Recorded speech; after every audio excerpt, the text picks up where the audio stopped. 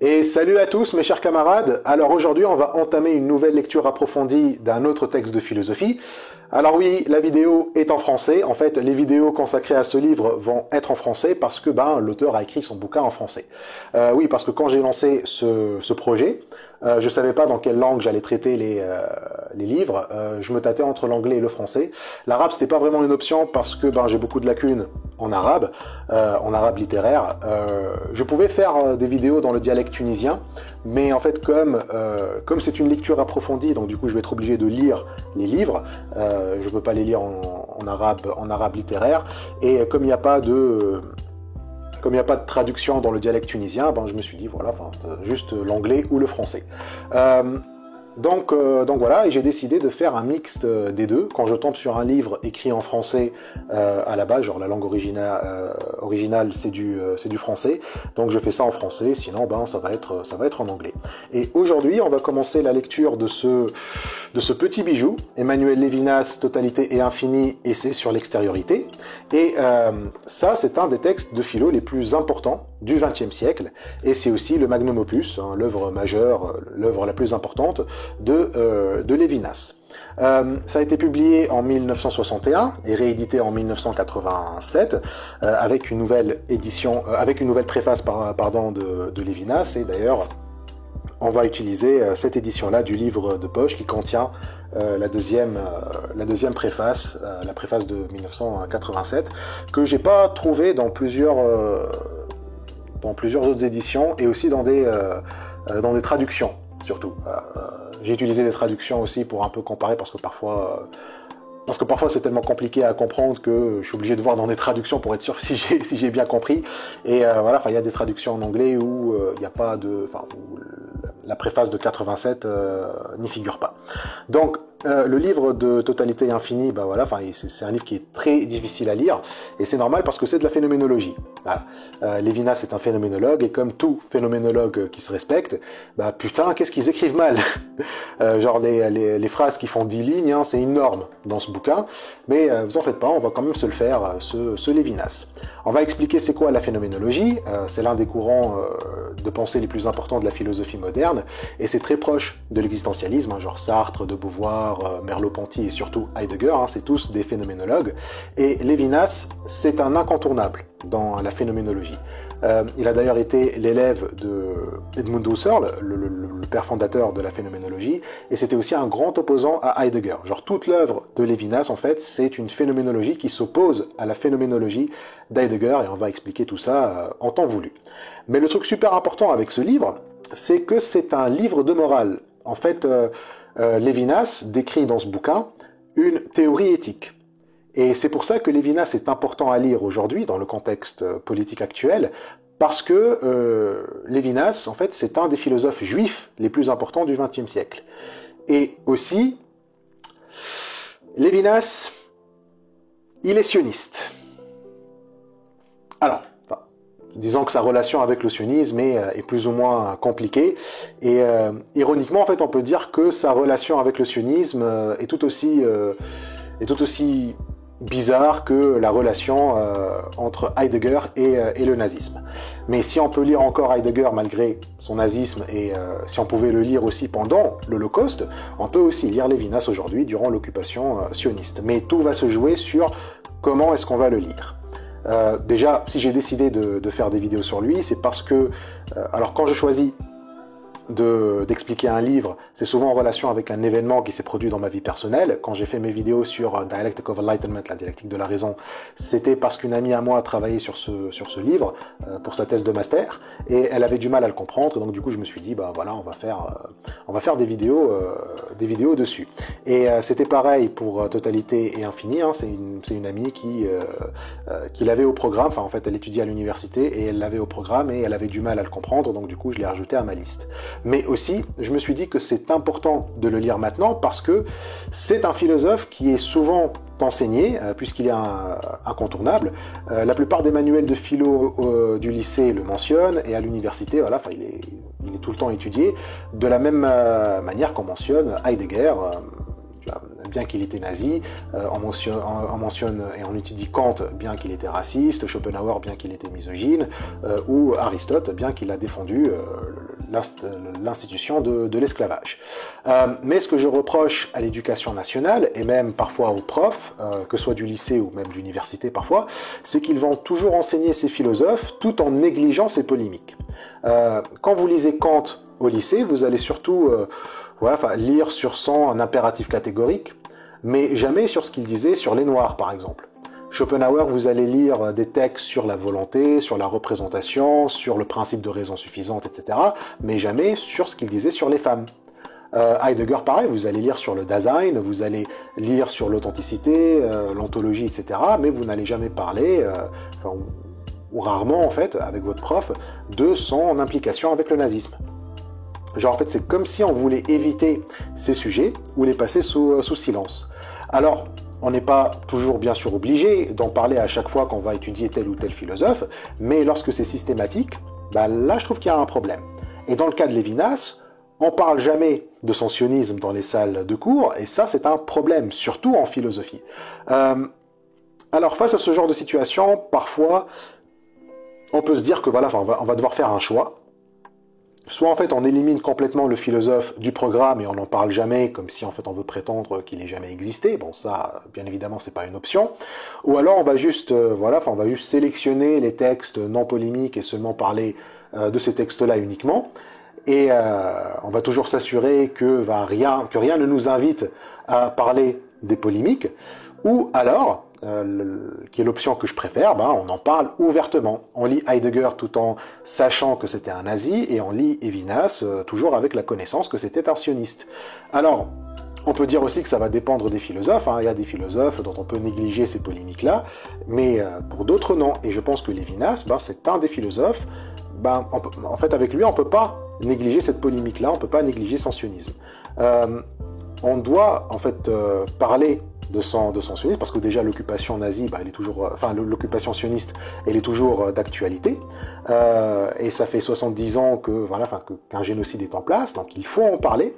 Et deuxièmement, la philosophie de Lévinas, encore une fois, c'est une philosophie morale, une philosophie qui parle de la responsabilité qu'on a envers autrui. Vous ne pouvez pas en fait défendre une éthique lévinassienne ou même en parler d'un côté comme ça de manière neutre. Si vous êtes neutre dans ce genre de sujet, c'est que vous avez choisi le camp du sionisme. Donc on ne peut pas ne pas parler de son sionisme déjà. Parce que le génocide est toujours en cours, mais surtout vous pouvez pas défendre Lévinas, la philosophie de Lévinas d'un côté et soutenir une organisation qui commet un génocide depuis 70 ans. Donc ça mérite qu'on en parle. Et donc ces questions-là ne peuvent pas être négligées, surtout si la carrière principale du philosophe, c'est une carrière dans la philosophie morale.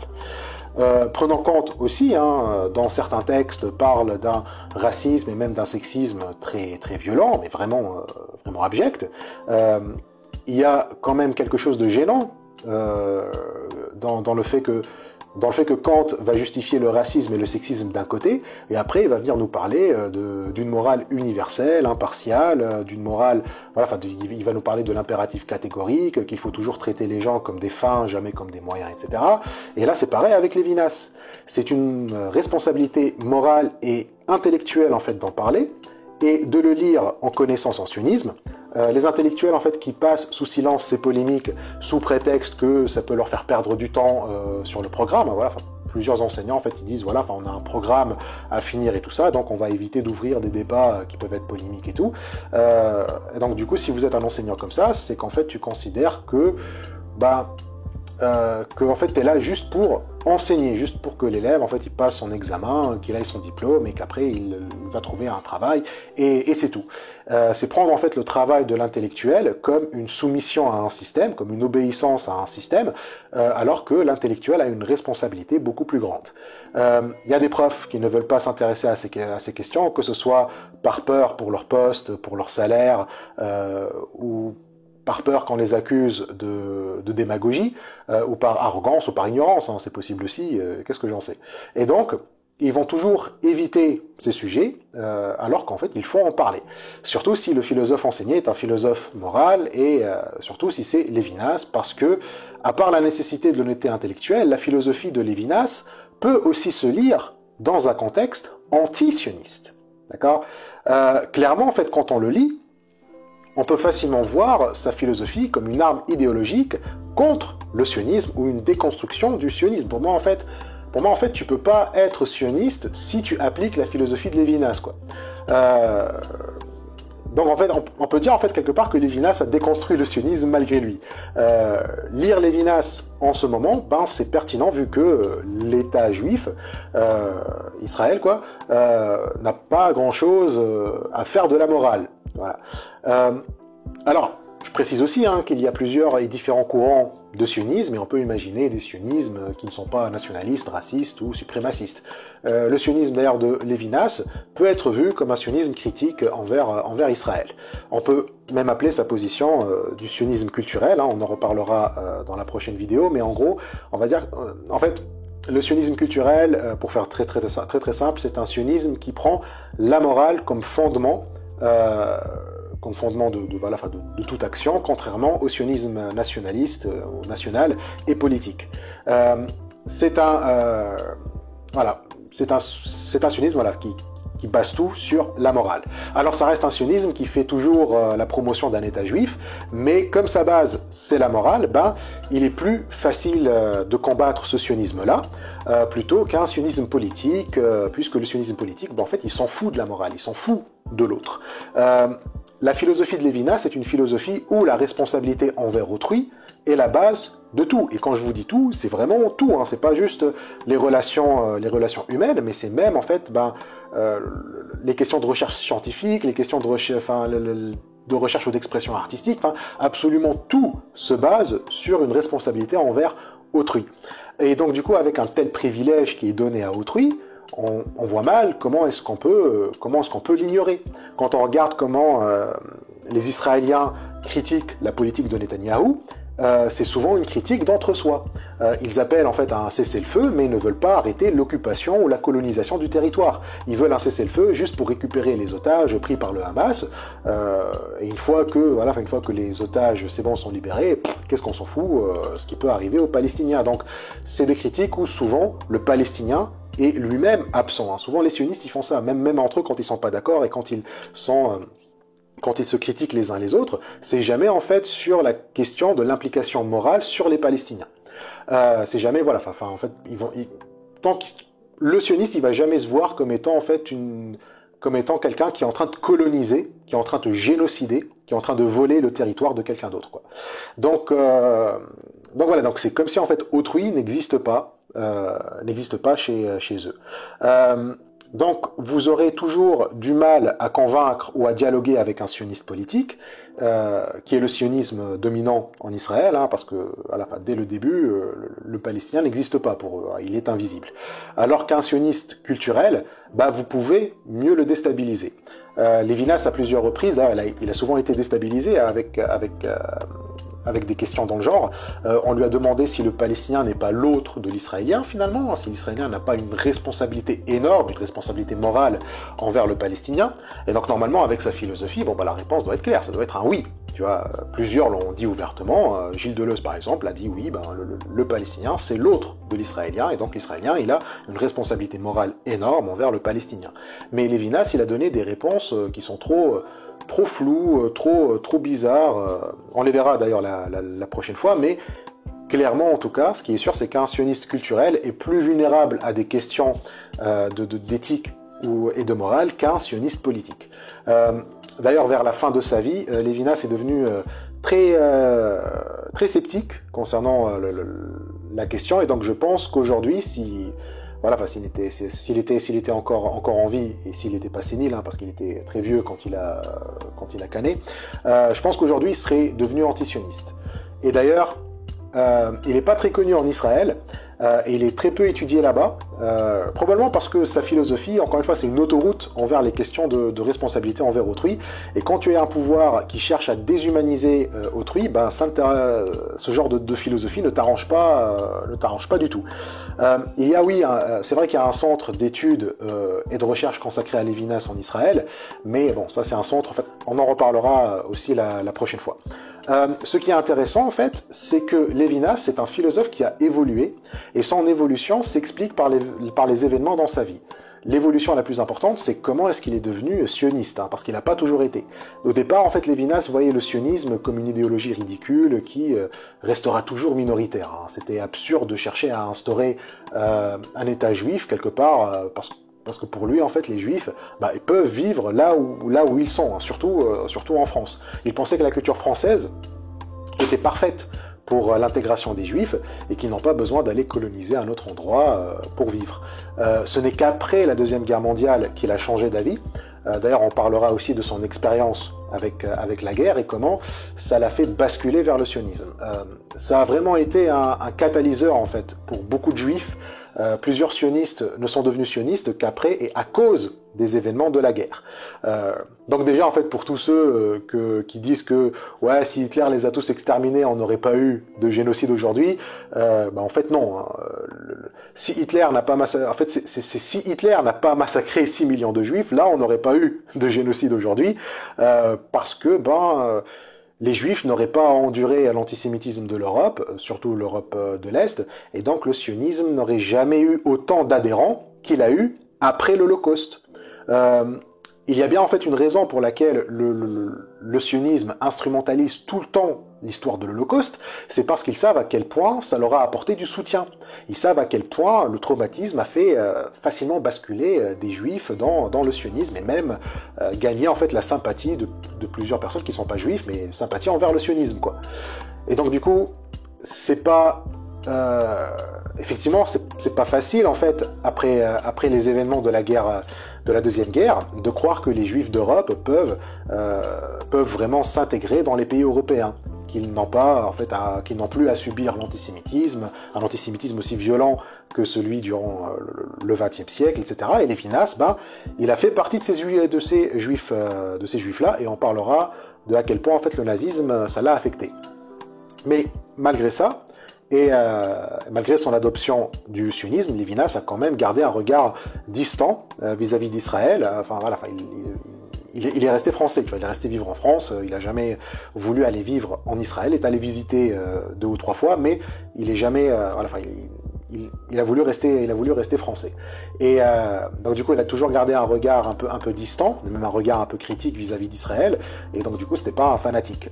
Il a critiqué Israël sur certains points, et même allé jusqu'à comparer Israël avec des éléments du nazisme, hein, qu'Israël, par moment, bon, lui il dit que c'est par moment, alors que moi je dis que c'est tout le temps en fait, Israël ressemble vachement au régime nazi.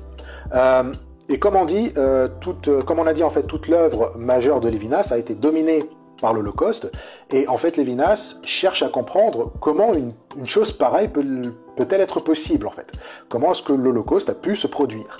Normalement, on est des créatures avec des intuitions morales, donc ce que les nazis allemands ou les nazis israéliens, hein, parce qu'il faut dire les choses telles qu'elles sont, les gens qui soutiennent Israël, les sionistes, surtout nationalistes là de merde, on est d'accord, c'est des nazis.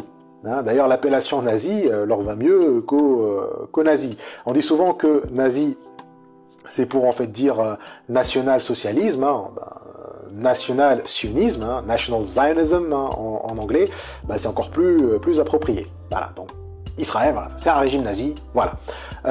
D'ailleurs, fun fact, le terme nazi n'est pas un terme que les nazis utilisaient. On dit souvent que nazi en fait c'est une abréviation de national-socialisme, mais c'est pas du tout le cas en fait. C'est juste des mythos qui veulent en fait nous faire associer le socialisme avec le nazisme. Hein. Toujours, il y en a plein. Hein, genre l'extrême droite, elle fait tout le temps des trucs comme ça. Genre elle te dit oui, le nazisme c'est une idéologie de gauche parce que national-socialisme. Ah, donc voilà, c'est bidon comme argument. La droite aujourd'hui, comme ils aiment pas en fait les ouvriers, qu'ils ont du mépris pour le bas peuple, ils vont souvent nous dire que les nazis en fait c'est des socialistes, machin chose. Sauf que non, en fait, le terme nazi existait bien avant le parti nazi, et c'était une insulte. D'accord, ça désignait en fait des paysans qui seraient arriérés ou qui seraient cons, tu vois. C'est un peu en fait nazi c'est en fait c'est l'équivalent des pécores dans Kaamelott. Tu vois, chaque fois que dans Kaamelott les paysans sont traités de pécores, en fait pécor ça signifie nazi en fait tout simplement. C'est comme ça en fait que le terme a été utilisé au début, et c'était en fait les opposants du parti nazi qui les appelaient des nazis, genre pour se foutre de leur gueule. Et les nazis, en fait, ne s'identifiaient jamais comme nazis. Ils ont essayé, en fait, de le faire à un moment. À un moment, ils ont essayé d'adopter le terme nazi pour eux. Mais genre, en fait, c'était une tentative de s'approprier le mot pour que ça ne soit plus une insulte. Mais ils ont vite laissé tomber. Donc voilà, donc à cause de ça, moi, je propose, en fait, qu'à partir de là, on n'appelle plus les sionistes des sionistes, mais on l'appelle des nazis, vu que déjà ça correspond mieux à leur voilà, nationalisme sioniste. Voilà, National Zionism, en plus parce qu'en anglais, le sionisme s'écrit avec un Z, Zionism en anglais, donc voilà, National Zionism, Nazis, voilà, des nazis. Et en plus, ils sont bien arriérés. Hein. Je suis désolé, mais il faut vraiment être con hein, pour être sioniste aujourd'hui. Je me rappelle d'ailleurs, enfin, Adorno et Horkheimer, dans la dialectique de la raison, hein, le livre que j'ai expliqué juste avant, ils ont dit en fait que l'antisémitisme, c'est une maladie mentale, et c'est une maladie qui est liée à l'idiotie et la stupidité. Et je pense que ça s'applique aussi au sionisme. Voilà, c'est une maladie mentale, et il faut être con. Donc, voilà, Israël, c'est comme les nazis, et notamment c'est aussi en fait comme la philosophie d'Heidegger, qui pour Lévinas, en fait, c'est la philosophie du nazisme. Bon, là, on peut être d'accord ou pas être d'accord, là, voilà, ça se débat, et en fait, Israël, selon Lévinas aussi parfois, appliquerait une idéologie heideggerienne, qui est en fait mettre l'ontologie, la terre, on va dire, comme source de la morale. Une fois en fait qu'on gagne la terre, une fois que c'est bon, on a conquis la terre, là, on peut commencer à considérer l'autre. Hein. Genre la morale, c'est bien, mais c'est après la guerre. Une fois qu'on a conquis le territoire, une fois qu'on a conquis la Palestine, là, on pourra s'intéresser à ton histoire d'autrui. Là, voilà. Donc voilà. Enfin, et ça aussi, c'est une idée qui est très ancienne. C'est une erreur plutôt hein, dans la philosophie, enfin dans la pensée philosophique depuis ses débuts, depuis les anciens Grecs, on a commis en fait une boulette, et cette boulette pour Lévinas, c'est qu'on a donné la priorité à la liberté au lieu de la morale, ou plutôt la priorité à l'ontologie au lieu de la métaphysique. On expliquera tout ça à travers la lecture de Totalité et Infini, ne vous en faites pas. Et donc du coup, voilà pour ce petit débrief, hein, cette petite introduction à l'introduction. Je vous donne donc rendez-vous la semaine prochaine pour notre première vidéo sur le livre, et on va commencer en fait par le contexte et la biographie de Lévinas. Voilà, merci d'avoir regardé jusqu'ici. N'oubliez pas de vous abonner, de sonner la cloche. Si vous voulez me donner un petit coup de main, ben, vous pouvez faire des dons sur Patreon. Et si vous êtes en Afrique, vous pouvez faire des dons sur Bakshish. Voilà, tous les liens sont dans la description. Et n'oubliez pas aussi de me suivre sur les réseaux sociaux. Et voilà. Merci d'avoir regardé, chers camarades, et je vous dis à la semaine prochaine.